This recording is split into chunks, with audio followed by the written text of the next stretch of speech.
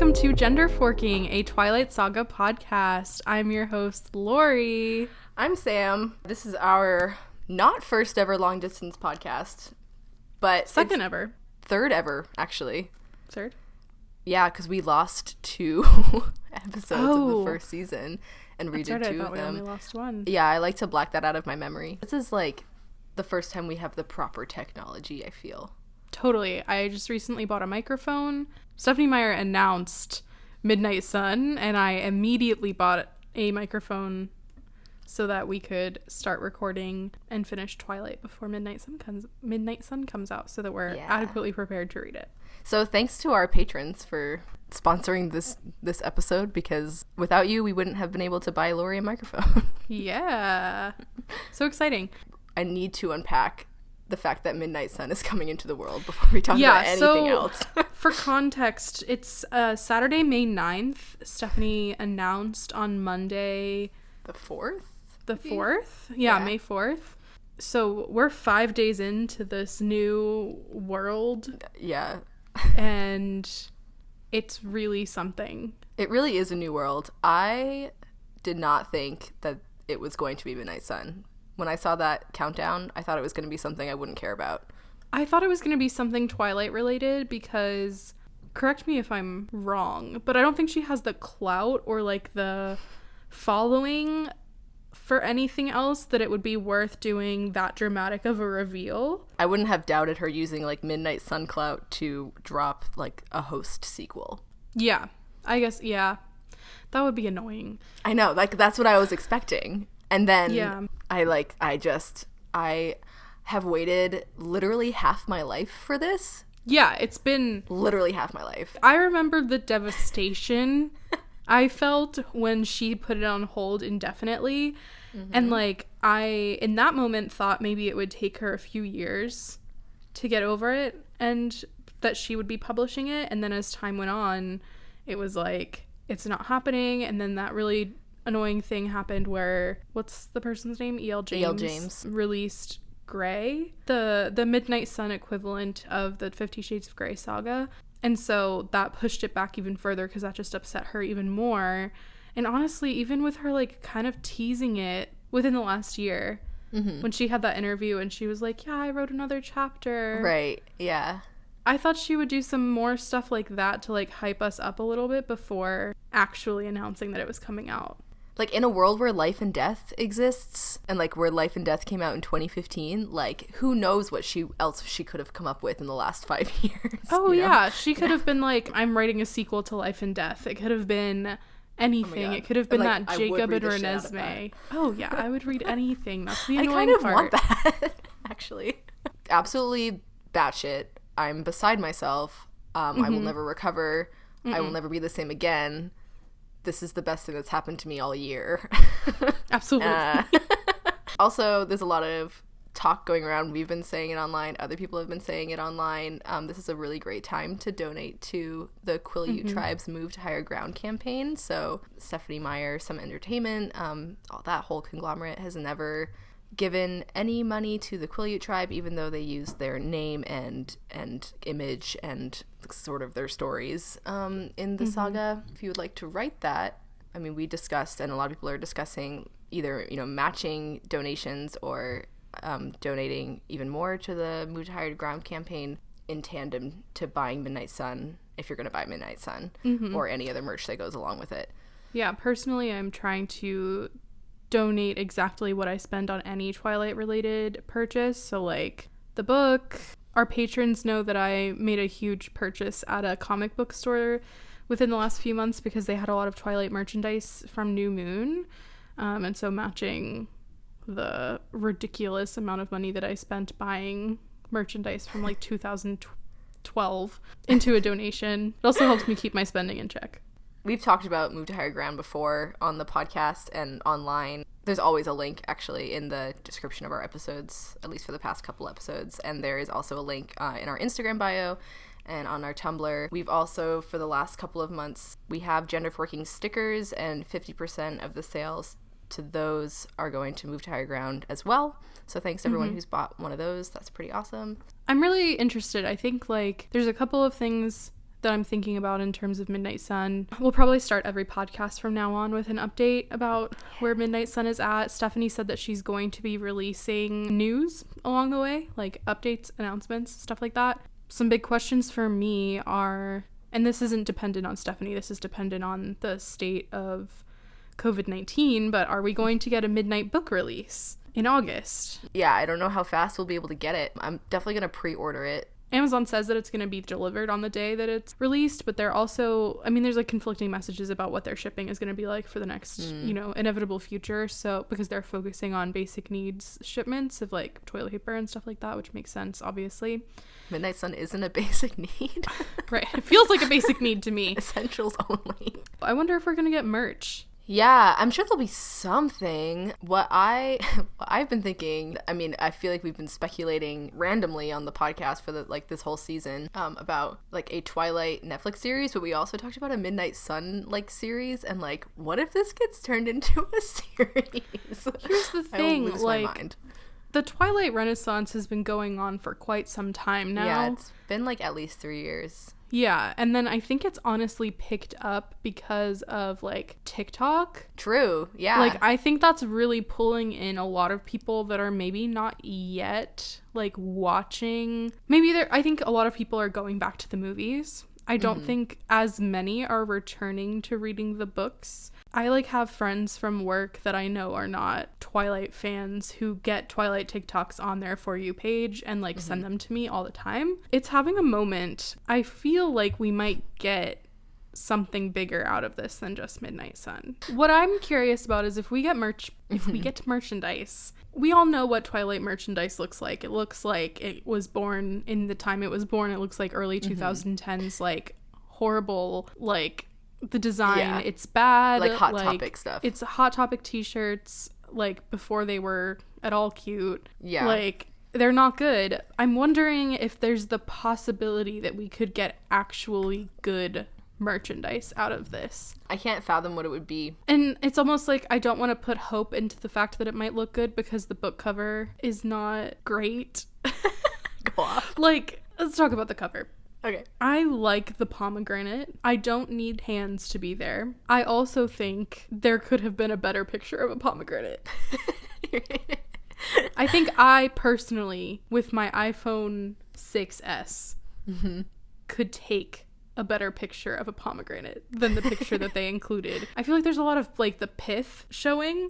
Yeah. And it's like, you didn't move that out of the way. It's like maybe they just couldn't get their hands on a pomegranate. Someone and they just took like a stock photo and paid for it. Someone in the Discord recently posted like 2 alternative pomegranate covers that were really nice. Like one of them was quite bloody and I liked that. Yeah, it was Veronica, I think. Do I want really good merch? Yes. Do I think we're gonna get it? We'll probably get something. I just don't think it'll be. If there's a series eventually, then there'll probably be more merch. Because then there will be like special editions of the book, etc., etc. Should we give a little update about what's up with us? Yeah, sure. You go ahead. Okay. We talked about it a little bit on the podcast before, and we talked about it more like on our Patreon, I think, and like on our Instagram, that right before the pandemic hit, we were supposed to go on a Twilight road trip of the Pacific Northwest. We had everything booked like the first week of March, and then everything happened like a week after that. Obviously devastated beyond belief that it's not happening. Honestly, Midnight Sun coming out has like eased a lot of that pain for me. Yeah. Like I felt like I definitely had to grieve for a bit and like couldn't engage with Twilight for a second. Yeah, I couldn't watch it. Yeah. Too sad. Yeah, I was literally like, too so sad. We didn't talk about it very much. We can't talk about it. Like, I mean, it's gonna happen eventually, but like maybe not for a while, but yeah, I mean, we had everything booked, not to like focus too heavily on our strife because obviously everyone's lost something during this time, but like that was definitely our thing that we lost. That was like the most painful. We were going to be staying in the Twilight Swan house, like Bella's house in St. Helens, Oregon. Yeah, I was really looking forward to like creating some content for the podcast and for the Patreon out there. It'll just happen at a later date now, but yeah, I had like a tour lined up with the Forever Twilight and Forks exhibit. So yeah, all of that's been pushed off, but we'll definitely go another time. But yeah, we were supposed to go early April. A month ago, actually, which is wild. Yeah, time flies. Yeah. Other than that, though, I mean, both of us have been pretty fortunate because we both still have our jobs. We've been working this entire time. Actually, like right before everything happened, we kind of like around the same time, we like both got promoted at our respective places at work, which was wild. Yeah, it was really weird that it lined up like that. Yeah. Honestly, like, really great timing because it's provided a lot of security for me during this time. So, been really lucky. Been working from home, sheltering in place. Still in Southern California. So, we've been under a stay-at-home order, mandatory masks outside, stuff like that. Governor Newsom has been pretty good about managing the crisis here, so that's great. Doing well, getting a little restless about being at home, but that it is what it is. It's very like Cullen-like, you know. Honestly, the last 2 playlists that I made for the Patreon were like all like quarantine themed. The first one was about Edward Cullen being pro-vaccination, and then the second one was about being quarantined at the Cullens because that's basically how they live all the time, and I just like couldn't stop imagining what Bella's life would be like if she was a human during this pandemic. I think Edward would have like kidnapped her and forced her to live at the Cullens house. Oh yeah. And she would have been really resistant because I'm sure Charlie would have had to be going to work and blah blah blah, like True. I don't know. And then with like Renee and Phil being other places and like all the humans. Yeah, what an in interesting Florida, everywhere. Yeah. Is someone writing this fan fiction? Because I feel like they should be. We have had stay at home in Maine, but I've been working from work the entire time because I work at a place that manufactures food. So my job has been in person. But other than that, staying home a lot. Our stay at home order is like kind of being lifted. Maine is like pretty sparse in terms of population, and they just announced that they're ramping up on testing here, which is awesome. So hopefully that all works out, because you never know, but hopefully everyone can get tested who needs to get tested, and then things will start being all right. I mean, it's killing tourism here, but I'll come back. Yeah, Lori will single-handedly patronize every single business. Catch me at every lighthouse. No, those are free. It's not helpful. Lined up really well that we're starting to record again because I'm graduating next weekend. Yeah.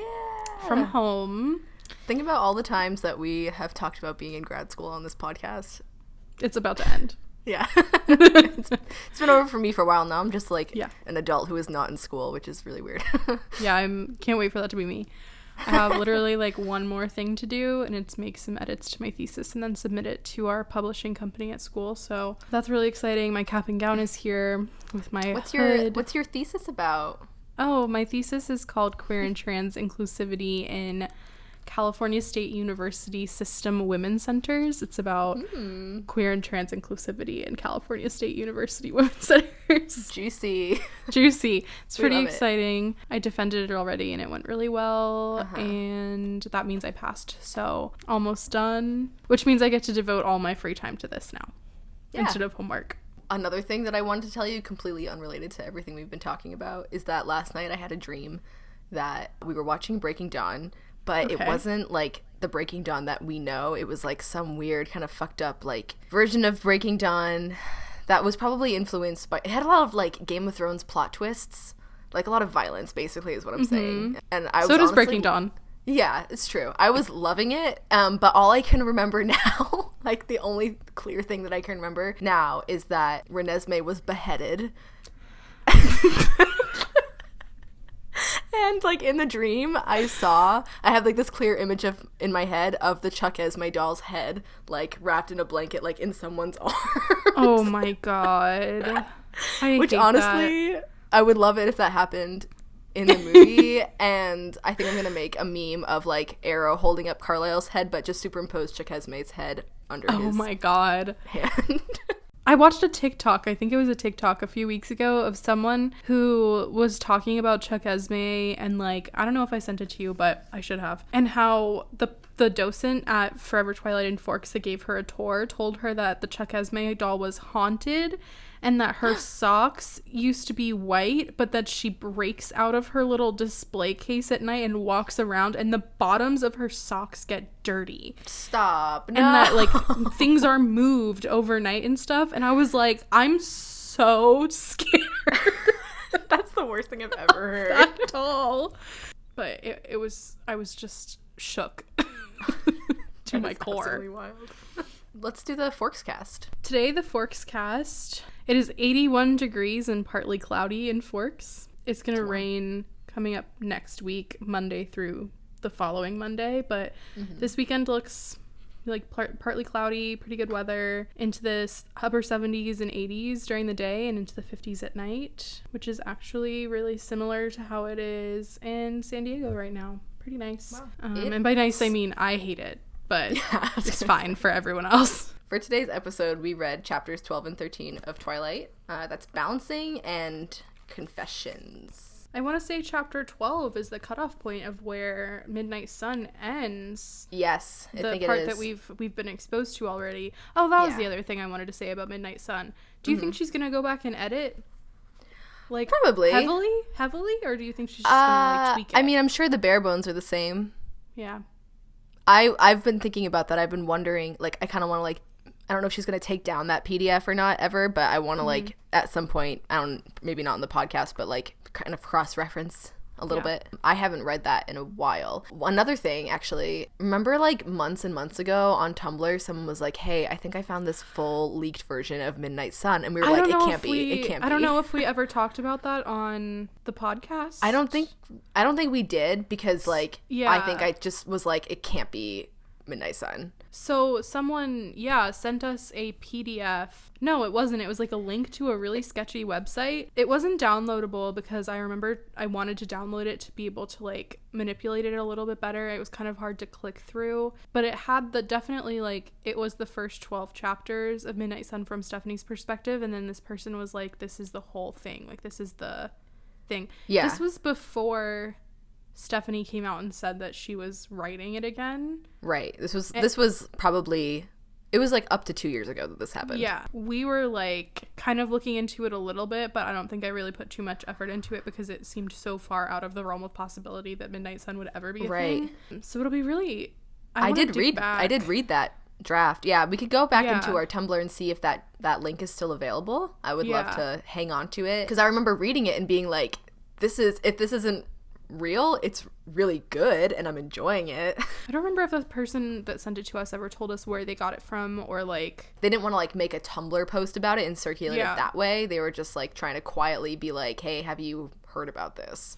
Yeah, which was really cool. I appreciated them sending it to us. I also appreciate that it wasn't a huge thing, because if it was actually Midnight Sun, if it had actually gotten probably leaked, would have lost her mind. Yeah, I don't know. We should check that out, actually. So 12 and 13, basically where we left off is that Edward, I guess, drove Bella home from school. Billy, Jacob, and Charlie are all getting there around the same time. Basically where we left off is they're about to come into the house, all of them. And Bella is like, oh shit. From the look in Billy's eyes, she knows that Billy truly believes that, or, like, knows and believes that Edward is a vampire. So she's like, oh shit. And she basically spends the entire time that they're there not letting them out of her sight so that she can intercept in case Billy tries to tell something to Charlie.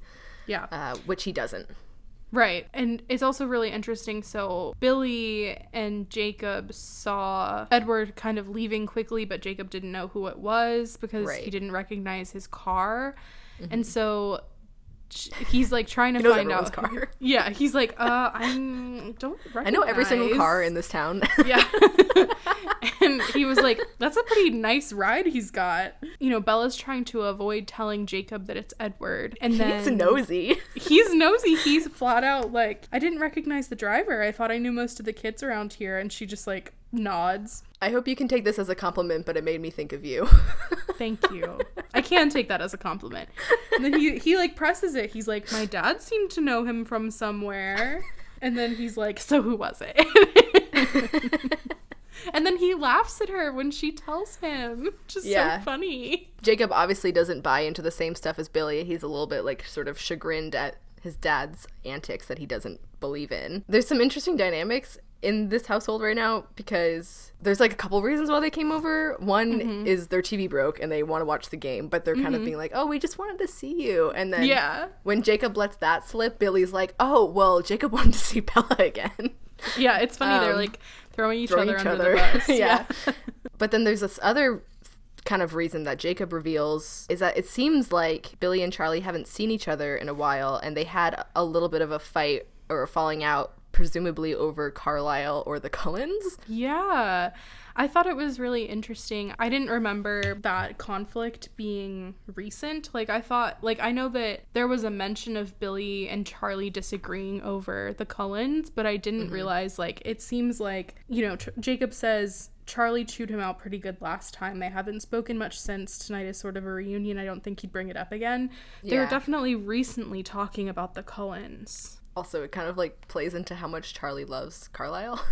Yeah, I love that. I don't think we ever get an explanation as to, like, why they would be talking about them, but it was presumably just Billy kind of, like, maybe venting? Yeah, probably venting, or we don't know if it happened before Twilight or if it was more recent, like maybe it had something to do with Bella having to go to the hospital. Well, I think it would have to be recent because he bought the truck. He bought the truck from Billy, so he has spoken in between the time that Bella got to Forks. Yeah. And this time they've had the conversation about the Cullens. But also, I mean, not that it would have come up, but it might have happened between the beach and now because Jacob didn't say anything. Because they were just like, oh, like, let's... Or I don't know. Yeah, you think he would have mentioned... Shit, I kind of want to check. Oh, yeah, no, he says, it was nice to see you again. And she says, it really was. Next time Charlie comes down to see Billy, I'll come too. And he says that would be cool. And they don't mention them, like, not seeing each other. I don't know. Yeah. So it's been recent, which is... Yeah, what happened in between? Like... I can't imagine the context, like... Maybe the police work frequently with the people, like, with doctors, but... It's not even, like, in the movie where there's, like, mysterious disappearances. Yeah. Like, none of that is happening. Maybe Billy brought it up. Like, at this point, there should be, like, there's no conflict between the Cullens and the wolves. Weird. It's weird. Yeah, then they leave. And then Charlie's, like, weirdly inquisitive. He never asks questions. Yeah, like, that's what Bella likes about him. He doesn't really ask questions. He doesn't hover. I think he's concerned about leaving over the weekend and Bella not going to the dance. I think he's worried that his daughter's, like, antisocial or something. That must be, like, a weird stress to have as a parent. I think he's appropriately wary of their relationship when it does happen because, like, of just like the way that most parents are when their children start dating, and I don't think he really takes it like very over the top. But it is interesting that she's dating the child of someone that he deeply respects and like admires, it seems, and he doesn't seem to be excited about that. I wish that there was more Charlie Carlisle bonding because I feel like they could have conversations. You're right, it is kind of weird that he wouldn't like automatically sign off on that relationship. I mean, it's good to be skeptical, I guess, but yeah, I mean, and then he immediately does have reason to be skeptical, but yeah, I mean, like through the events of Twilight, it's definitely like clear that he can no longer like trust Edward. He has like two extremely differing like sources for who Edward might be, which would be Carlisle and Billy. So which makes sense, just depending on who he's closer with on that day. Charlie like is like, you should maybe go to the dance this weekend with Mike Newton. And Bella's like, is Charlie Team Mike? I wrote that. I was like, Charlie's Team Mike. That's so weird. Like, I guess Team Mike until he's Team Jacob, you know? Yeah. I guess when you think about, like, it makes sense for parents to want their children to date, like, the normie. Like, most parents, I feel like, don't have the hope that their child will date someone that's not completely normal in every way. Right. Yeah. You know, like that's probably what people dream of. On page 241, Bella continues with her very extraneous, almost flamboyant descriptions of Edward that we are getting more and more of in this section. Yeah. She sees him and she says, I couldn't imagine how an angel could be any more glorious. There was nothing about him that could be improved upon. It's like me when I look at my cat. Yeah. I'm like, that's perfection. Yeah. It was cute. She's like so excited. She's like running to his car, like jumping in the front seat really quickly. Yeah. And then she asks him how his night was, and he says pleasant. His smile was amused. I felt like I was missing an inside joke. And I was like, you watched her sleep, you dirty fuck. You motherfucker. Honestly, that kind of made my skin crawl a little bit. I was like, that's gross. I wish Twilight had leaned into the creepy, like, a little bit more, like, and not tried to make it so, like, okay later. Romantic. And, like, like, leaned into the fact that that's, like, a really creepy thing. And maybe, like, if the story was written a little bit differently, and maybe it'll come across in Midnight Sun, honestly. Yeah. But if it was written a little bit differently and, like, the audience knew in this moment that he had been watching her sleep, which is something we don't find out until later, that's a creepy moment, and that could have been, like, a fun little, like... That'd be such, like, a speed bump in, like, a real relationship, I feel. Yeah. I'd be like, excuse me? If they had had a conversation where they had to talk about appropriate boundaries, especially, like, with his superhuman ability to, like, eavesdrop and... just, like, be there all the time, like, that would have been fun. But no, that is not what we have. Nope, that's not what we have. They continue their conversation that they were having yesterday. He's just, like, asking her a bunch of get-to-know-you questions. I wanted to talk about something. Okay. So, she says, you know, he asks about the boys that she's dated, and she says, I was relieved that I'd never really dated anyone, which... is not clear enough for me. I have a lot of questions about that because I feel like if I were in that circumstance and I had truly never dated anyone, I would be like, which is great because I didn't never dated anyone. And I know that she's like mentioned kind of going on like group dates to like the movies or something like that. That was Bo. Oh, that was Bo. Yeah. Oh, okay. Which, like, maybe Bella did too, and she's just like, that wasn't really anything, which, like, it isn't, so. It's not, but it also kind of is. Yeah, I mean, I guess it's different that to go on, like, one group date, because, like, going on a date is not the same as dating someone, I guess. Yeah, I feel like a common thing in, like, teen books, which this is, a common thing in teen books, and this is relevant later, is, like, this whole, like, I've never been kissed thing. Right. And Bella doesn't elaborate on whether that's her, like, the case or not. Yeah. Even when she has her first kiss with Edward later, it's like, we don't know Bella's, like, dating history. Like, we don't know if she's ever held hands with someone. Like, teenagers, you know, are teenagers. Like, she might have, like, had her first kiss or something with someone after, like, a stupid, slimy little movie date, you know? Yeah. But she never talks about it, and Edward doesn't ask.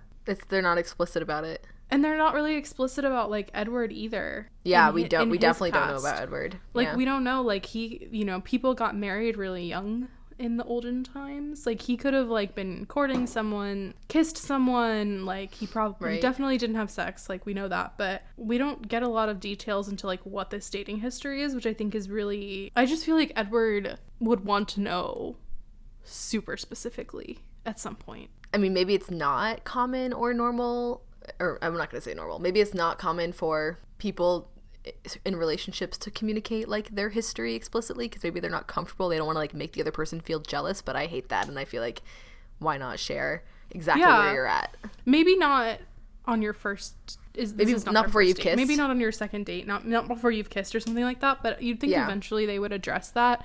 And it's really every time, like, kind of just, like, swept under the rug from what I can remember. It's just like, like, I didn't really have that much experience. And it's like, but what experience did you have? I refuse to believe that it didn't happen at some point. It just must have happened off page, you know? Like, yeah. How would they have not had that conversation? But the way that he asks is so serious and dramatic. Like, he says, so you never met anyone you wanted. I was like, the way you phrased do they want? Like, yeah. Like, he didn't say, like, so you never met anyone you were interested in, or, like, you never met anyone that, like you liked, was cute to you, you know, like, whatever. Yeah. Like, I'm like, man, dramatic. I felt... in this whole section, there's, like, this bit where they're at lunch and Edward, or they're going to go to lunch, I don't know, and Edward reveals that he and Alice are leaving after lunch and that they're going to go get her truck for her so that she doesn't have to walk home. And she's like, I don't know how you're going to, like, get my truck because the keys are in my pocket in the laundry or whatever. But imagine if in this universe vampires needed permission to enter places. Like, he would never be able to go, like, this is the opposite, because he would never be able to go into her room and watch her sleep. He wouldn't be able to break into her house all the time. This boy is always constantly in her house. Constantly. Like, he's constantly in her house. I feel like if he couldn't enter the house, he would be sitting in the woods right outside her house, just like listening for like any sounds of hers. He would like just be hanging onto her windowsill, like yeah, but like nose people, pressed if up people against. drove by. True. But like at night. Yeah, I know.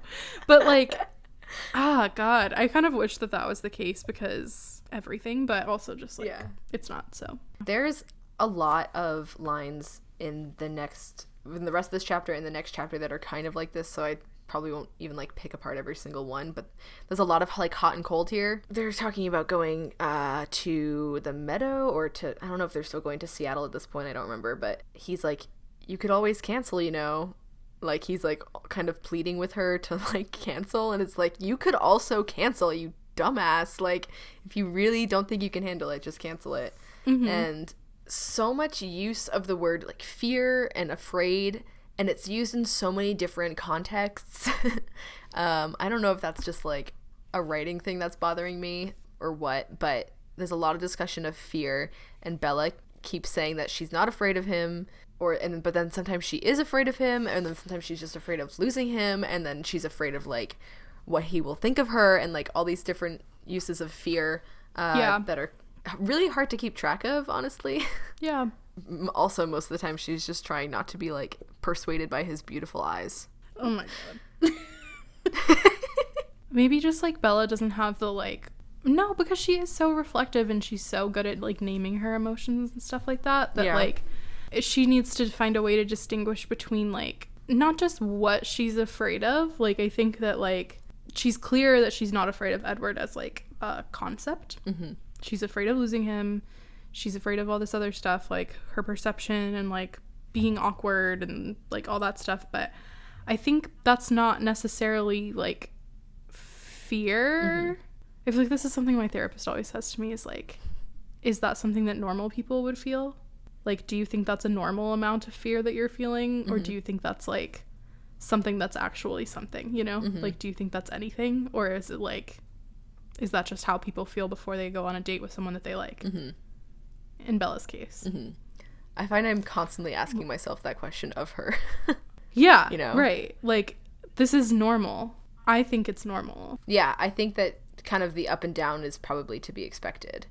But it is, like, very interesting to read the ebb and flow of that emotion coming out, like, so transparently, honestly, throughout this section and probably the next chapter, too. There is a bit with Alice. Yeah, there is. Yeah. We stand. You know, when they start talking about the Cullens, something that I think is, like, so interesting is that, like, she's like, they don't like me. Yeah. And they can hear her. Yeah, they can hear her. Also, like, Rosalie glares at her in this section. And Edward hisses at her to make her stop. Animals. I hate it here. Hey, high school. I went to graduate. When your boyfriend hisses at his sister so that she stops glaring at you in the lunchroom, just relatable content from a high schooler. He says, they don't understand why I can't leave you alone. And she says, neither do I. Sounds like Belle would actually really get along with his siblings. Yeah, the little Alice part is so fun. Yeah. I've been trying to track Edward's experience, because we really don't start getting his perspective until now, and then more so in the next chapter when he kind of, like, opens up about everything that's happened. But he started being a little bit more expressive about, like, you fascinate me, etc., like, I've been trying to track, like, what is this for him? Like, what is it about? Not that I think that Bella is, you know, boring or unlikable or anything like that. I'm just trying to, like, understand, like, why her and why now. I don't think it's, like, a reach at all. I want Midnight Sun to get more perspective. But I think Bella is also asking that question. Bella, like, does not understand. But he does say something when she asks him about it in this section on 245. She's like, why is this happening? And he's like, people are predictable, but you never do what I expect. You always take me by surprise. And she narrates that she's embarrassed and dissatisfied. His words made me feel like a science experiment. That's so sad. It is really sad. It's also kind of like, I feel like that was maybe not the best answer from him. Yeah. Because I feel like that's really out of her control and not tied to her personality at all. Right. Like, she's not unpredictable to him because of who she is as a person. She's unpredictable to him because he can't read her mind. Like, his inability to read her mind. Yeah. Like, it's not anything about her. And I feel like if I were in that situation, I would be like, oh, so it's not me. It's just that I'm not predictable. Yeah. And that I'm, like, different from everyone else that you've ever met, which is, like, not fun. But I don't think that's actually why he likes her. No. I think it helps him, like, be, like, less on guard around her, and, like, he gets to, like, have a normal relationship for once. Yeah, I mean, but, weirdly, the circumstances of, like, her blood being especially potent to him, and also him not being able to read her mind, and, like, all these weird things that have, like, brought them together, like, weirdly, that has given him the opportunity to connect with a new person for the first time in, like, decades. Ever. Yeah. Yeah. So I guess that's, like, an interesting coincidence. So maybe it's more, like, not to say that they're not compatible, but it's, like, that circumstance definitely, like, weirdly helps the fact that they're able to, like, bond. Yeah, well, it's almost like the only other person it seems like he feels at all affectionate towards outside of his immediate family is Angela. Right. Because he, like, can read her mind and finds her, like, really nice. But it's like, I don't think that's authentic to, like, most people's experience. I feel like if someone could read my mind, they would think I was a complete total bitch just because, like, your mind has your your unfiltered thoughts in it. Yeah. You know? Like, there's a part in the next chapter where he's like, I had to stoop to reading Jessica's mind, which is annoying because her mind isn't very original, which is so mean. It's super mean, and it's like, of course he doesn't like Jessica. Like, all of the meanest parts of her are inside of her head. Right. Yeah. But, like, so is everyone else's. Right. Like, he's mean too. Right. Very mean. Like, yeah. If, like, mind reading was real, I don't think that person would be able to, like, have a relationship with someone that was... I don't think that relationship would be possible. I just feel right. Like there's just no boundaries. There's some really lovely descriptions of Rosalie and Alice back to back here. Yeah. She describes Rosalie as his blonde and breathtaking sister with her dark, cold eyes. All right. And then Alice, her short, inky hair in a halo of spiky disarray around her exquisite elfin face. And her slight frame was willowy, graceful, even in absolute stillness. And she has a high soprano voice, almost as attractive as his. We love. And she left without another word. Her walk was so fluid, so sinuous, that I felt a sharp pang of jealousy. It was amazing. She's starting to lie for Edward and the Cullens. I mean, she started before, but, like, now it's, like, actively on her mind. She's, like, lying to Jessica, to Mike. Very easily, too. And I was like, wow, Spotlight by Mute Math is the perfect song for this situation. Yeah, it is. This whole thing about the Cullens don't do a very good job fitting into high school. He, like, reaches across the lunchroom table and touches her face, brushing his hand along her cheekbone. Again. If I saw someone do that in my high school cafeteria that I ate in a total of 1 time in my 4 years in high school, I would have dropped out. Yeah. That is so annoying. He did this a lot in the last chapter, too. I'm like, why is this their thing? Like, it's, like, far more obnoxious than, like, a kiss, in my opinion. It's also, like, they are supposedly not supposed to be touching as much as other couples would be, and it's like, then don't act like that. Yeah. It makes me be like, Jeremy from Life and Death, like, had every right to ask what base they got to. Jeremy writes. Hot take. Oh my god. You know, Edward goes home. She talks to Mike, who's sad that she's not going to the dance. She can instinctively tell on page 248 that tomorrow, Saturday, their time together is, like, really pivotal.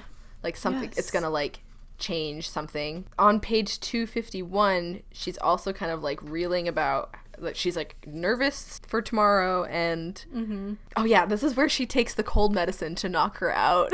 Drug That's use. Like a meme move. Remember when you taught me that Mormons don't drink caffeine? She doesn't even drink caffeine, but here she is abusing cough medicine. Yeah, which is really interesting because it's like melatonin exists and I take it. It's true. You know? Yeah.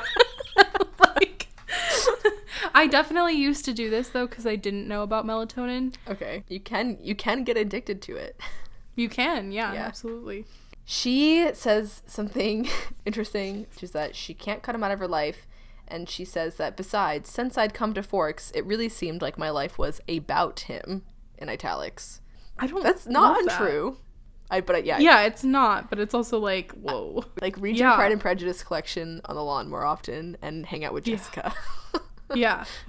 She needs to get a life and she needs to get friends, and I think it gets a little bit better when she starts to have relationships with the Cullen siblings, because it's like, okay, it's not just Edward, and that's healthier than like, or like that's more sustainable than just having Edward. Right. But we see how that turns out in New Moon when Alice isn't there, all of and them. She's like, oh shit, they're all gone. Right. Well, that's what she says. The very next line is, but a tiny voice in the back of my head worried, wondering if it would hurt very much if it ended badly, which she doesn't really talk about what she means by that, but like there's multiple lines in this that kind of reference like, oh, like I would leave if I have to keep you safe, etc., etc., and then that happens and it's terrible. And then the only other friends that she makes are the werewolves, and then that's also bad.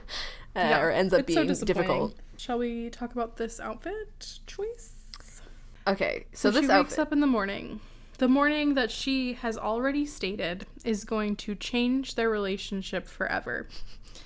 What does she wear? Jeans, which I can only presume for the time period are bell bottoms. Sam is I think they're flare wearing jeans. This outfit. I'm wearing this outfit. I don't have flare jeans. I hid my collar from you. But I'm wearing a sleeveless white collared shirt. You have a sleeveless white collared shirt? It's not a button down. It buttons to here. It's my Scholastic Books Are Fun shirt. That's right. Yeah. I'm shook to my core. This is what she's wearing. I'm modeling it. It's like, it's not that it's not cute. It's just that it's very business casual. Yeah, it's like you're going hiking. She doesn't know they're going hiking. That's true. I have a lot to say about this, but what a dick move that he forced her to hike 5 miles and did not tell her.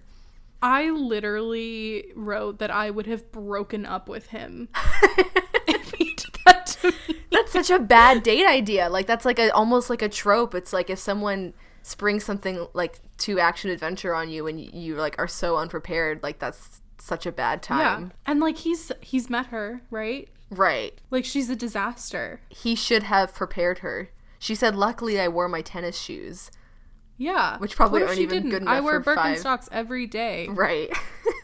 If someone was like, let's hike for 5 miles, I'd be like, all right, have fun. I'll see you at the bottom. The outfit gets funnier in that Edward is wearing the exact same outfit. Edward is literally wearing the same thing. He chose to hike in that, which doesn't really impact him. Whatever. Yeah. The sleeveless thing on Edward really gets to me, though.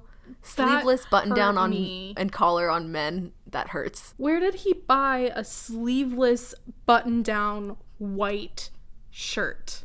I think it was like a thing back then. It's such a bold move on your first date to be like, let me expose my chest. I'm 17 and I'm confident enough for that.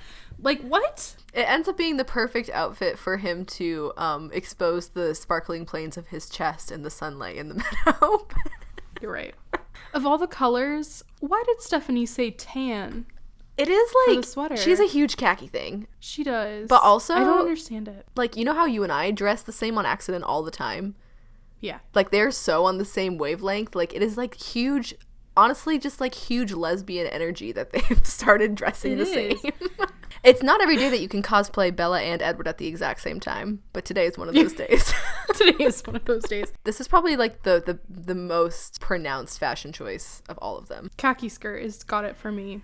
But the fact that they're matching is a big one. Yeah. Here. That's huge, but the khaki skirt takes the cake for me. Right now, my Animal Crossing character is dressed as Bella. I have a floor-length khaki skirt and the peasant blouse in white and blue. Oh my god. And it's like, it looks really cute on my Animal Crossing character, but if I tried to wear that, I would never. I just, like, can't. I can't get behind the khaki skirt. Like, draw as many nice pictures of it as you want. Like, you will never win me over. I will never, ever, especially ever, if it's ever literally believe. made of khaki material. Yeah, it's like, yeah, you can draw like a really cute, like, camel colored skirt that's like silk or whatever, but it's not. It's like, it's not a khaki skirt. Khaki is khaki. Like, skirt. we'll get there very soon. Yeah. Their dynamic here is like super weird. Edward is really punchy, and like Bella is rightfully frustrated and like freaked out. They like don't talk very much, which is a little bit uncharacteristic. I mean, I think they talk a bit on their hike. I just can't believe that he didn't tell her they were gonna hike for 5 miles. Did he? I think maybe he forgot what it's like to be human. Yeah, she gets justifiably mad about the hike. Yeah. Or frustrated about the hike, and then he gets upset that she hasn't told anyone that they're together because she's trying to protect him by lying and saying that they're not together and saying that he's out of town for the weekend. He says, "Are you so depressed by Forks that it's made you suicidal?" That's mean. What kind of phrase is that? That's mean. Yeah. Like, she's confided in him that this is not her ideal place. If someone said that to me, I would be like, what the fuck? Yeah, like, excuse you. Oh my god. I, like, don't even get why they're fighting here. It's, like, just like, it's so strange. And, I mean, like you said, like, he's met her. He knows that she's accident prone. Why would he make her hike 5 miles? 5 miles is a lot. That's hours. So, I looked it up on Google Maps. This is a fake route. Okay, I was wondering. So, when you go north on the 101 from Forks, above, like, the town of Forks, you can only turn left on the 110, not right on the 110, and the 110 takes you west to La Push, and there is no, like, right turn on it, and the other road that's, like, next that you could turn right on just takes you, like, up, like, and Port leads you Angeles? back to the 101. I was wondering about that. There's probably no Meadow at that location. It is weird that she put in the effort to name the roads after roads that exist in Forks, but then just like she takes like 2 turns and he's like, okay, now we drive till the road ends. It's like how and it's like I don't feel like Route 110 just like ends if it's important enough to be Route 110. Yeah. Also, when they get there, they're not even on a trail. They're not hiking on a trail at all. I would be so flustered. My like history hiking, there's no way. Mm-hmm. That's true. I tried to take you on a hike one time. Never again. Had a cold. I hadn't eaten. I almost passed out before we even got to the base of the trail. It's true.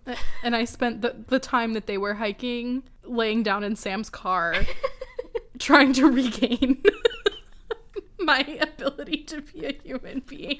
We get a lot of like, I don't want to say Edward's anatomy in this, but like that's kind of what it is. We get a lot of descriptions of like his body and his skin, which I find kind of interesting thinking about just the way that vampires are here. Mm-hmm. It's most often compared to stone and marble, but I think it gives away a lot as to like what the vampire body is like. First of all, his white sleeveless shirt is sleeveless and unbuttoned. I hate that. She describes him as having contours on his chest and the perfect musculature no longer merely hinted at behind concealing clothes. So he has perfect muscles. It's fake news. I'm excited to see what Edward's thinking about in the silent time that they're hiking. Yeah. She does describe them having more conversation about her, like more questions about her. There's that bit I love about her killing 3 fish in a row and giving up on the whole institution, which is really funny. Yeah. And then they kind of arrive at the meadow. I feel like this is one of probably the first things that Stephanie wrote from Twilight because she had a dream about the meadow scene. This is what caused the whole shit. Like, this is what caused the whole saga, this one dream. I don't remember if it was, like, online or if I was talking to somebody and they were like, she definitely lied about having that dream, right? I never have dreams that are like that. I mean, case in point, the dream I had last night about headless Renesmee. Yeah. That's my dream. That's the book that I want. I never have dreams that are like that, like this. The meadows like really became this iconic piece of Twilight, interestingly. Yeah. What confuses me about this stepping into the sunshine thing that Edward does in the end of chapter 12 and the beginning of chapter 13 is that I kind of almost remember it being different in Life and Death. I remember it being a much bigger deal in Life and Death, and I feel like there's no dialogue that accompanies it. They don't talk about this at all. Totally wordless. Actually, I can probably go grab Life and Death. I'm kind of curious. Oh my god, it's so different. Read it. Okay, in Life and Death, eyes closed, Edith stepped blindly into the light. My heart jumped into my throat and I started sprinting toward her. What? Edith. It was only when her eyes flashed open and I got close enough to begin to understand what I was seeing that I realized she hadn't caught on fire. Oh my god. She threw her hand up again, palm forward, and I stumbled to a stop, almost falling to my knees. The light blazed off her skin, danced and blah, blah, blah, blah, blah, blah, blah. I thought about falling to my knees on purpose. This was the kind of beauty you worshipped, the kind you built temples for and offered sacrifices to. I wished I had something in my empty hands to give her, but what would a goddess want from a mediocre mortal like me? Wait, I love that. This is so different, and it's so good. It's so good, but you know why? It's because that moment isn't actually present here. We skip to where they're already laying down. We don't get that initial moment. She says, Edward in the sunlight was shocking. I couldn't get used to it, though I had been staring at him all afternoon. They're laying in the grass. Yeah. Yeah. In Life and Death, like, also Beau asks, does this hurt you? And she says no. It's like he has questions. It feels so much more, like, realistic and, like, the appropriate response to someone fucking glittering in the sun in front of you.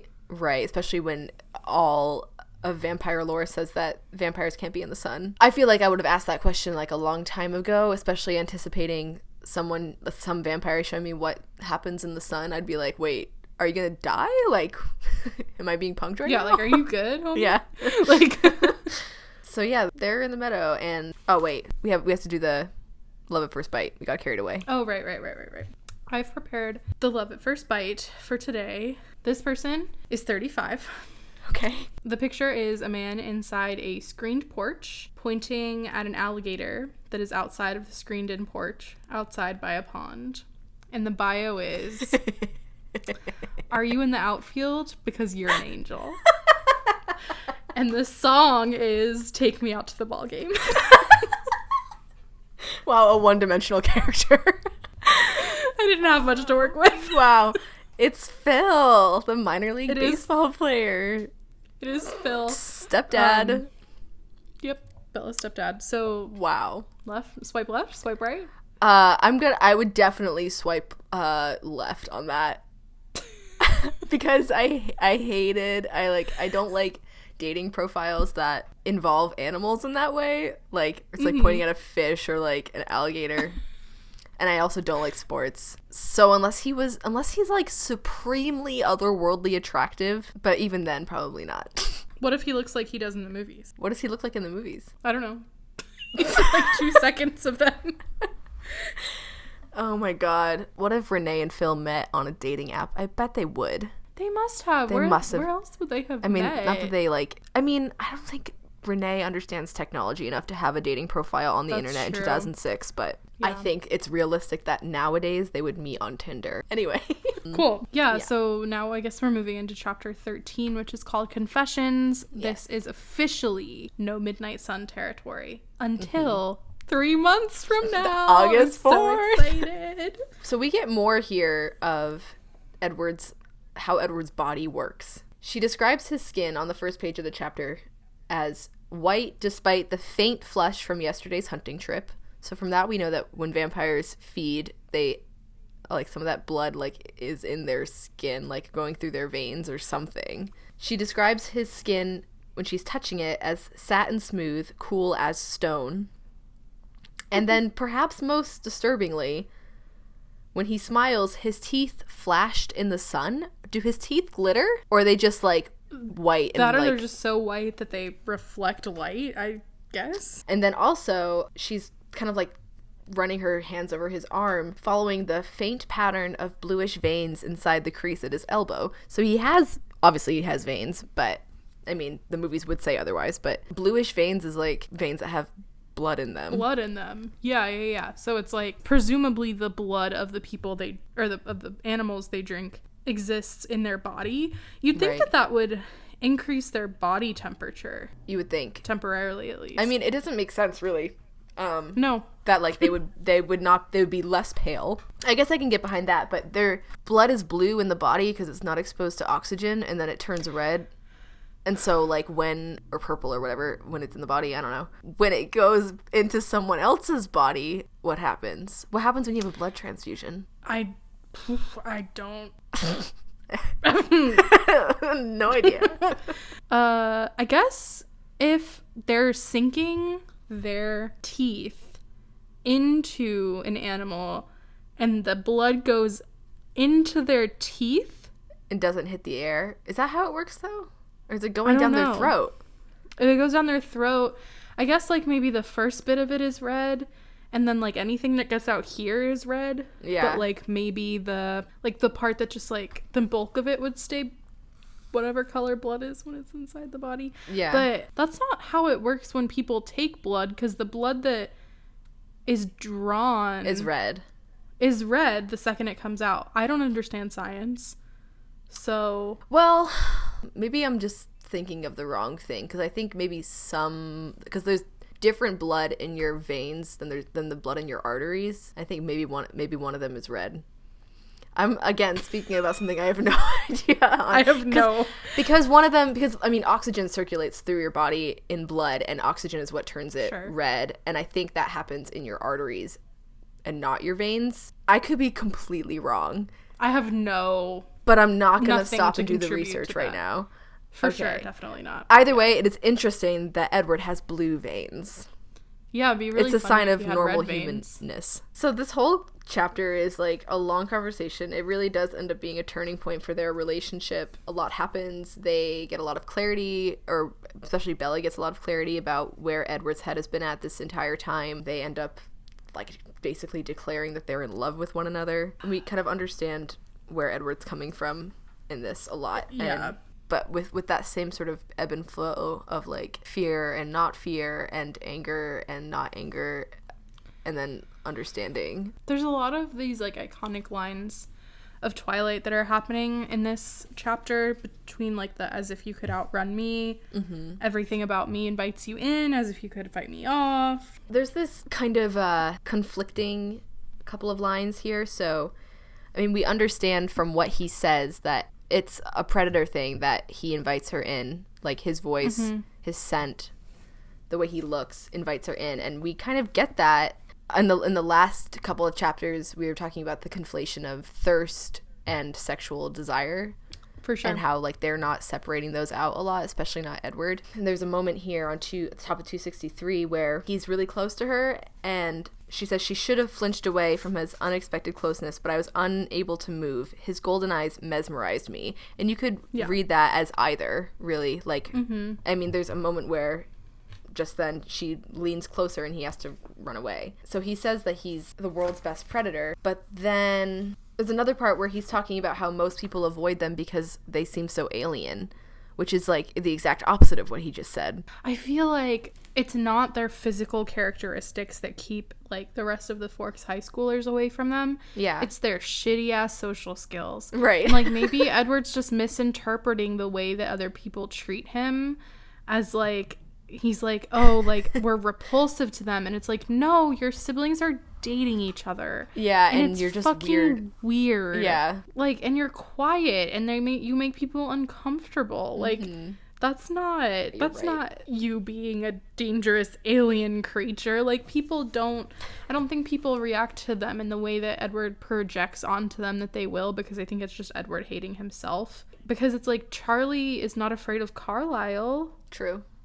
He loves Carlisle very much. He loves Carlisle and he trusts Carlisle, and it's like, I think he is internalizing a lot of like his discomfort with his like species. Yeah.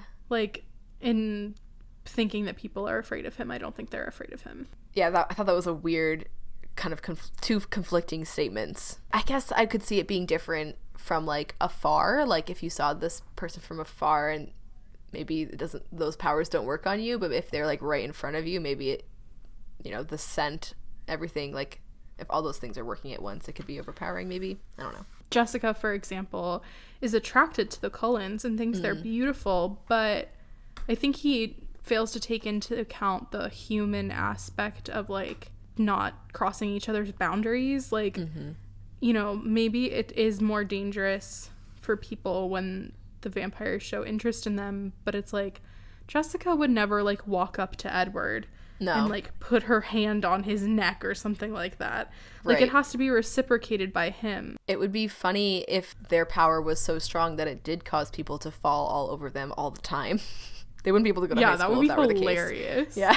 That would be good for our like Midnight Sun Netflix series. Yeah, like a whole episode where like a bunch of people are like trying to get really close to Jasper. It's funny because it's like it kind of would mirror the way that people are treating Bella Like, she's, like, the shiny new toy, and it's people true. keep approaching her. And so, like, of course, like, there's the odd person that shows a lot of interest in Edward, like the waitress and the hostess at Bella Italia, but, you know, people are not going to cross social boundaries to get close to the Cullens. That would be funny if we understood it was like that, and then all of a sudden Bella shows up and it stops, and they all start doing it to her for, like, a week, and they're like, oh, we love Bella. It'd be funny because they'd be like, is she a vampire? Supernatural? Like, is she a like, what's happening? Like, why are they doing that to her? What happened? Like, I feel like Emmett would get hurt. Yeah. Like, he'd be like, Emmett would be mad. He would be, like, upset. And then Alice would get, like, kind of, like, a little bit competitive and, like immediately try to be friends with her so that she could, like, get the attention back. Yeah. I felt there were many parts in this chapter where Edward is speaking very formally and, like, old-timey-ish, and she does comment on it at one point. He says, so where were we before I behaved so rudely? He asked in the gentle cadences of an earlier century. I feel like he's talking more like that in this chapter for some reason. I don't know if it's because probably the first one Stephanie wrote or what. Yeah, that, or maybe, like, because he is away from people, like, for the weekend. Maybe he, like, falls into a different speech pattern when he's not trying to, like, fit in so much. Yeah, that's definitely true of, like, a lot of the way that he's behaving. That seems to come out when the Cullens are at home. When Jasper tells stories about his past life, he's like, Major Jasper Whitlock, ma'am, which is the funniest line in all of the Twilight movies. So funny, the way that he immediately has a southern accent, and he's like, Major Jasper Whitlock, ma'am, like, and it's pulls like, it right no out. one asked you to do this. Well, after he does his whole, as if you could outrun me, as if you could fight me off, which, by the way, he's laughing during Robert Pattinson. Not yelling. It's like a huge, like, did you put your name in the goblet of fire? Yeah. Yeah. She says, I sat without moving, more frightened of him than I had ever been. I'd never seen him so completely freed of that carefully cultivated facade. So he's definitely acting more himself, and he does say in this section that it's too easy to be himself around her. And it seems like he's taking more responsibility, too. I feel like before he's been a lot like, you need to tell me not to hang out with you. But in this, he's being like, I can control myself. I swear that I will not hurt you. I'm like, thanks. You should have said that so long ago. On 266, something that I noted down, it was hard to keep up. His sudden mood changes left me always a step behind, dazed, which I guess is, like, the replacement for, like, your mood swings are giving me whiplash. I'm glad she's kind of acknowledging that, because it's, like, so much the way that they... Like, I couldn't imagine being in a conversation like this for, like, an entire day where I'm just, like, trying to keep up, and it's, like, how's he gonna feel? Like, am I in danger in this moment? Like, that's so high stakes. Fun. Yeah. But it does seem like in this chapter, she finally is grasping that he is dangerous to her, and maybe it's because she's now seen his powers demonstrated, and he's given her the information of, like, when they first met and how he literally almost killed her multiple times. I think that helped her understand. Which, it's like, he probably could have shared that before. I understand why he didn't want to, but I felt like before he was sort of blaming her for not understanding how dangerous it was without actually explaining to her and giving her the concrete evidence, the receipts. I feel like he's resistant too, because I feel like he might, like, I think he wanted to show her his, like, strength and stuff like that, because I don't think that anyone has a frame of reference for that kind of, like, behavior outside of, like, superhero movies, and, like, that seems so exaggerated and, like, I would never be able to imagine a human being doing that in front of me, or someone that presents as a human being doing that in front of me. So maybe he's just, like, waiting for the right time to show her, or the right time and place to show her what he's like, because he knows that it won't be as impactful as, like, him being like, I'm really strong, I'm really fast. Right. Like, beyond, like, holding the car above her, like, which is not something that he can do in public. Yeah. Can we discuss the food and drug metaphors that come up on page 267? Yeah, because I hate them. Yeah. So he reveals to her that some entirely new information, which is that her blood is more potent to him than anyone else's blood. She did not know that, and it makes a lot of sense. So at first he's using a food metaphor. Makes sense, I guess. It's, like, kind of boring. He's talking about ice cream, which is, like, okay, whatever. Yeah. He's talking about how, like, the different flavors of ice cream, like, everyone has a favorite, and he's, like, trying to explain, like, you know, your blood is my favorite type of ice cream. Yeah. And then he's like, this isn't the best analogy And then he starts talking about alcoholism. Right. I don't know if this is how alcoholism actually works, which is like being able to resist stale, gross beer, but not being able to resist really good smelling, special cognac. I don't think that's how it works at all. I don't think that's how it works. Because alcoholics don't get addicted to really expensive alcohols usually. Yeah.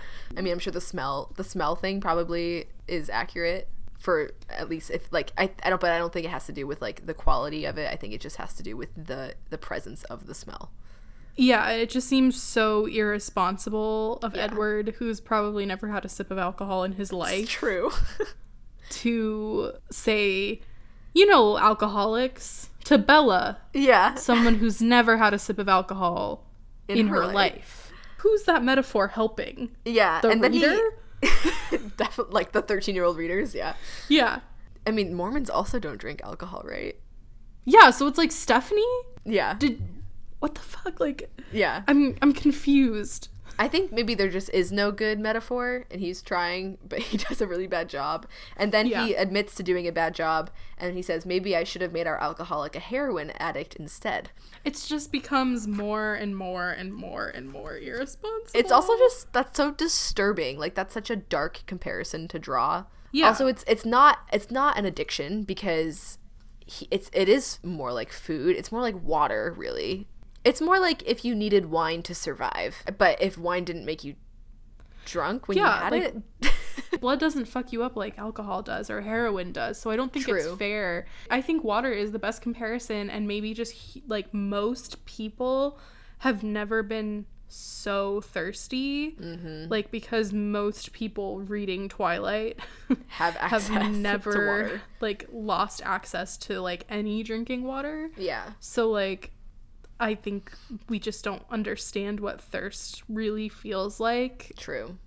Beyond like temporary discomfort. Right. But I think like water probably is the best analogy, because it's like blood is necessary for him to live. Mm-hmm. Although, like, what happens when they don't have any? What happens? They can't die. They just like there's the question. Useless. The question, like, of the vampire in space, like, what happens if there's no one's blood around to drink? Like, what happens to them? I don't know. Probably depends on the particular universe we're talking about, I guess. Water is accurate, but then on 268, he's talking about Jasper and Emmett experiencing similar things. It's interesting, because Jasper's actually been a vampire for longer, but he hasn't resisted human blood for as long. And it's that, apparently it's the resisting the human blood that gives you the nuance of different kinds of blood. So for Jasper, it's all the same. But for Emmett and for Edward, he says, Jasper hasn't had the time to grow sensitive to the differences in smell and in flavor. It's almost like being a sommelier of blood. I think it makes sense, like, when you're really, really hungry. Yeah. When I'm really, really hungry, if you put food in front of me, it doesn't really matter the quality or the type of it. Yeah. It's still gonna smell in a way that makes my mouth water, you know? Right. Whereas when I'm not hungry, I'm probably less tempted by fancier food. Right. Or, so like, not fancier food. Right. So Jasper... And more likely to, like, seek out the more refined.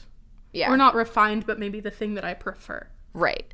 Yeah, so Jasper can't make those differentiations because he's not used to resisting. I thought that was really interesting. I always forget that Emmett killed someone. He killed 2 people.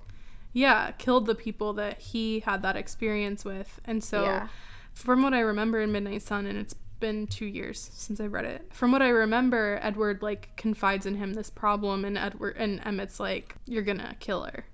Yeah, and that's kind of what he says a couple pages later. He totally throws his family under the bus and, like, basically tells Bella which of his family members wanted him to kill her and which of them were on his side. It's like, Edward, you're gonna be with this person forever. Yeah, like, I want to, like, shake him and be like, this is your wife. So not encouraging for Bella. Oh my god.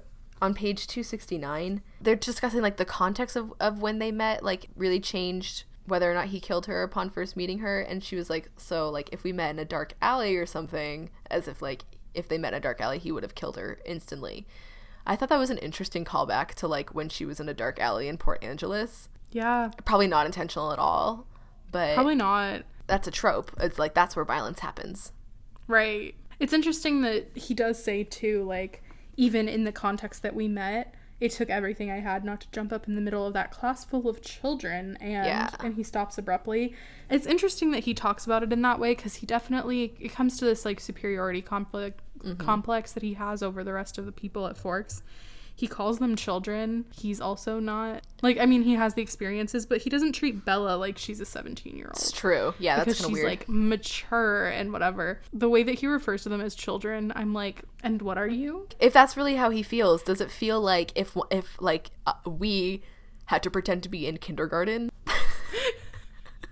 Yeah. And, like, associate with those people as our peers all day, every day? Is that what it's like? Maybe. I feel like the difference between, like, the developmental stages is less, like, as you get older, if that makes sense. I feel like the difference between, like, us and a kindergartner is greater than, like, a 17-year-old and, like, a 100-year-old. But still, yeah, I guess it would be, like, us going back to, like, maybe, like, middle school. Yeah. I mean, we're 24, and I think of 17-year-olds as children, so I guess it's for someone like Edward, who is, yes, frozen at 17, but has been to medical school multiple times. Like, I guess it's not a stretch for him to be like, these people are children, not because of their age, but because of their experience. But then that doesn't explain Bella. But Bella is definitely not very childlike in many ways. She's had to grow up. She's not like other girls, but she's had to grow up really fast and like take care of herself a lot. So that probably impacts something. I don't know. Okay, when they're talking about this whole, like, I tried to rearrange my schedule, blah, blah, blah, on page 270, there's this line that I think is similar to this other line that you pointed out earlier about, like, did you never find anyone that you wanted? Comes across as, like, perhaps unintentionally, but incredibly sexual, where he says, like, as I tried to arrange my schedule in a pointless attempt to avoid you, you were there in that close, warm little room. The scent was maddening. I so very, very nearly took you. Yeah. And I was like, what? Yes, it's very sexual. This as a child? Yeah. I mean, they're definitely trying to avoid words like murder and kill when they talk about and it's this. like, it comes across as like worse than I think using the term murder or kill would be in terms of like maturity. There's connotations to that phrasing. Yes, there are. Also on that page, two things. Why didn't he just leave the biology classroom that day? Why didn't he just come up with some excuse, go to the bathroom and not come back, and then like be like, oh, I'm so sorry, I was sick? He could have gotten out of that so easily. He could have left and not come back. He didn't have to put up with that appearance. I don't know. He could have just left. You're right. I wonder if he was afraid to like walk by her. But I feel like he was still holding his breath. I don't know. Maybe he just like couldn't move. But maybe like fight, flight, freeze. But he's the predator in the situation. It's almost like he is frozen, right? Like, because why wouldn't he just leave?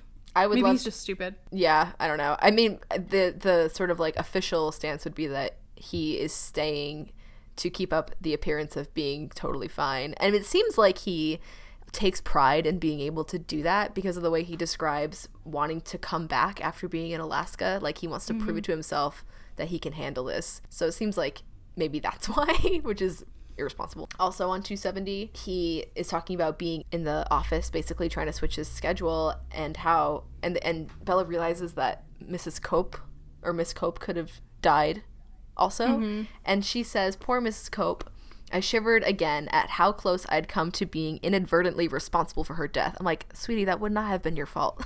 Victim blaming. She's victim blaming herself so much. That's so wild to me that he would be like, I almost killed you and another woman, and she'd be like, oh, it would have been my fault. He kind of explains why he's interested in her and how he got to that point. He becomes interested in keeping up the appearance, and he kind of feels like if he can be strong enough to handle not only being next to her but talking to her, then he can handle anything. He seems like he really just wants to prove it to himself, and it seems like it was just a slippery slope from there of like actually talking to her and then being like, oh wait, I actually really like this person. After this like extremely long conversation with Edward and Bella, he turns the conversation from like this danger to saying, you are the most important thing to me now, the most important thing to me ever. And I was like, I felt commitment hours. I know, I felt a little bit even after that huge conversation, I'm like, but where did that come from? And she seems to like, she's excited by it, a little surprised maybe, but she's like agreeing wholeheartedly. Like, they come to this, so the lion fell in love with the lamb. Right. And it's like, y'all are in love now? They're in love now. I mean, she said she was in love with him like in one of the last chapters, but they're sharing it now. It's very, first of all, it's very heteronormative. Also, what's very heteronormative is on page 273, he calls her Isabella. Yeah. It's very intense. We get this from her in like the entirety of the book, but it's kind of summed up on page 272 in the middle, where she says, I was filled with compassion for his suffering even now as he confessed his craving to take my life. Yeah, that's like the whole moral of this chapter, pretty much. Do we think that Bella should have a career in restorative justice and it sounds anti-carceral like we do. Politics? What I really like about this lion and lamb thing here is that, in contrast to the movie, where it's this incredibly like, so the lion fell in love with the lamb. What a stupid lamb. What a sick, masochistic lion. They're laughing. They are. In the book, they're like, oh, this is so dumb. They're like, and it's we like, are big idiots. Yeah. And it's like, they're so much more like self-aware and like less wrapped up. Like, they're still incredibly dramatic, but they have these moments where they can like laugh about how incredibly ridiculous the situation they're in is. And so I love that contrast, and I think that gets lost a lot in the translation to film. So definitely the thing that I miss the most. And then they do start like setting some boundaries, like some well communicated boundaries, as opposed to just like boundaries that they don't discuss. On the bottom of 274, Bella's like, please tell me what I did wrong before, like when she leaned in like kind of to kiss him. And because she wants to be able to like help and like understand what he's comfortable with or not. Yeah, this is where he says most humans instinctively shy away from us and are repelled by our alienness. And I was like, that's not true. You just haven't been so close to a girl in your life. Yeah. I'd love to see a moment where like one of the human boys like claps Edward on the back or something like that in this comedy adaptation that we're doing. It'd be so funny if like Mike or Eric or Tyler like claps one of the Cullens on the back and is like, you're fucking cold. Something like that. It's like the first time that like Emmett has been touched by anyone other than his siblings and his parents in like 25 years. Emmett is like bros with the humans, and they're like, he's like getting cuddly with the homies. They're like, here bro, take my sweater. Your bro, take my sweater, you're freezing. But he's so much bigger than all of them, so he's wearing like a tiny it's like a crop top on him. Give us the rights. Yeah. This is the part where they just touch each other. It certainly is. Yeah. I don't even want to talk about it. I don't think it needs to be talked about. There's really not much there in terms of substance. They're just like... They're just getting used to being next to each other. Yeah, and touching each other. Is it problematic that when he's really close to her, she says, I knew at any moment it could be too much and my life could end so quickly that I might not even notice, and I couldn't make myself be afraid. I couldn't think of anything except that he was touching me. If you take that out of context, which I'm not saying that you should take it out of context, but if you did, or if you did like a domestic violence reading of it, it becomes like a lot less sexy.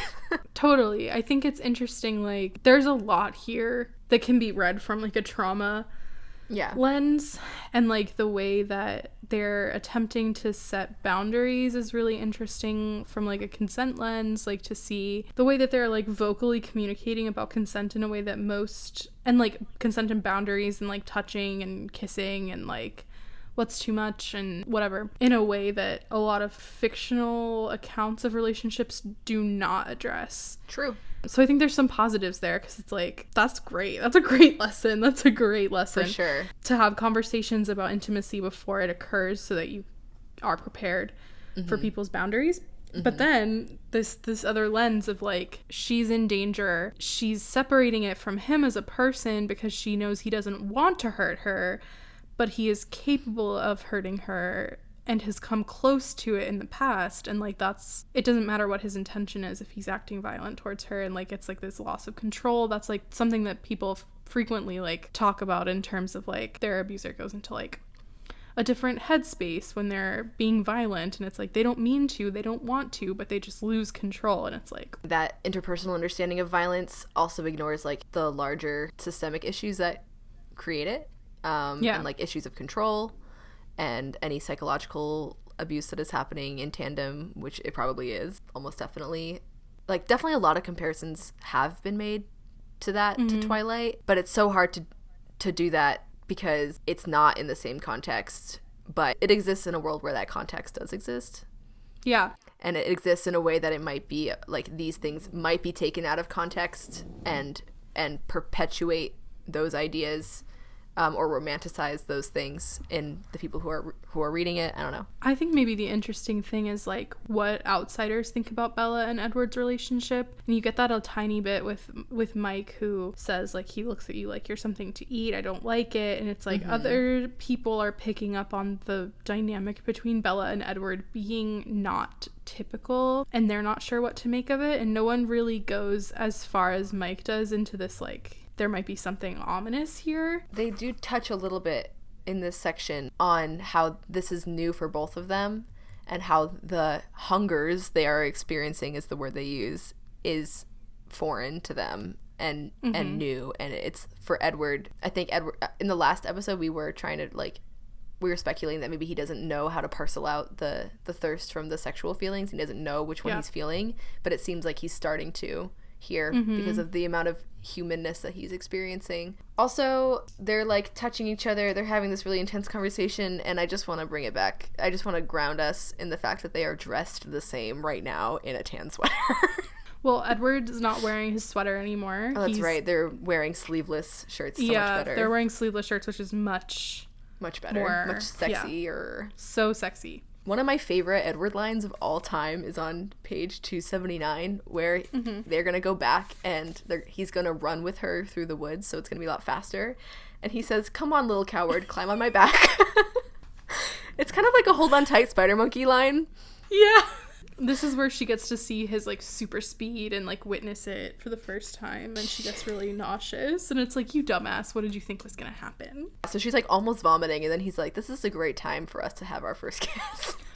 I wrote that. I was like, listen, I feel like they could have kissed in the meadow before she got all dizzy. Yeah. And this is where I was raising the question, like, has Bella ever kissed someone? Right. If she hadn't, like you'd no. think it would run through her head, though. Like, this is my first kiss. True. Like, when I had my first kiss, I was like, this is my first kiss. Right.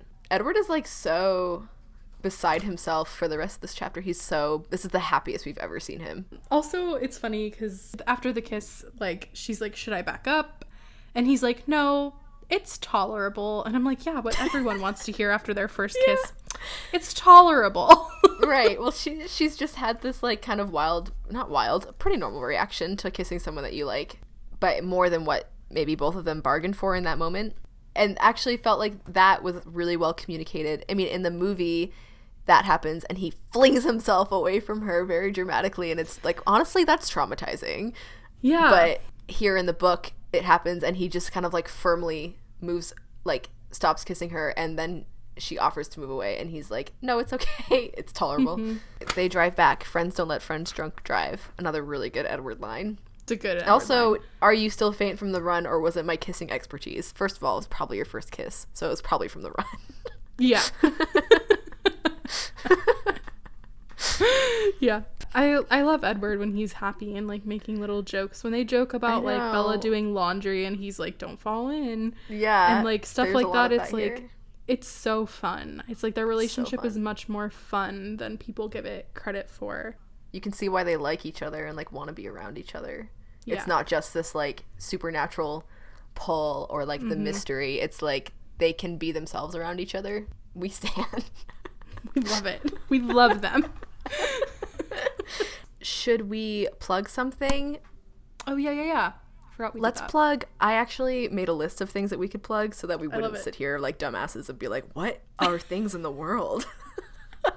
Let's plug our favorite Animal Crossing resident. Okay. My favorite Animal Crossing resident is Sydney. She's a koala. I gave her a acorn hat, and she wears it around the island, and she always sings Bubblegum KK, which I love. And she's really cute. And she calls you Sunshine. Mine is Zell. He is a gazelle. He's smug type. He's very cool and like kind of full of himself in like a entertaining way. Has a pool table in his house. And I love his energy. That's about it. Cool. I wanted to plug our Patreon real quick because it's been a second. We're going to be releasing a lot more content this summer. Thanks to all of our patrons who like literally like make this podcast possible, like help us keep it on the air. There's definitely like a lot of expenses that go into podcasting. There's a lot of cool things that you get if you join our Patreon. You can join a Discord. You get a monthly newsletter and playlist. You can get extended episodes for each episode of the podcast with like lots of extraneous stories and silly details and stuff like that. You can also purchase a producer credit and be a producer of the podcast. Each podcast episode takes about 10 hours to produce when you factor in all the prep we do, the recording time, and mostly the editing and post-production time. So a lot of work goes into it. So if you want to become a patron for at least $1 a month, we would love you forever, and you can hang out with us in the Discord. Yeah. Discord has been popping lately with the Midnight Sun news, so it's going to be really fun. Join us. Yeah, there's a link in the episode description. That's it. That's all, folks.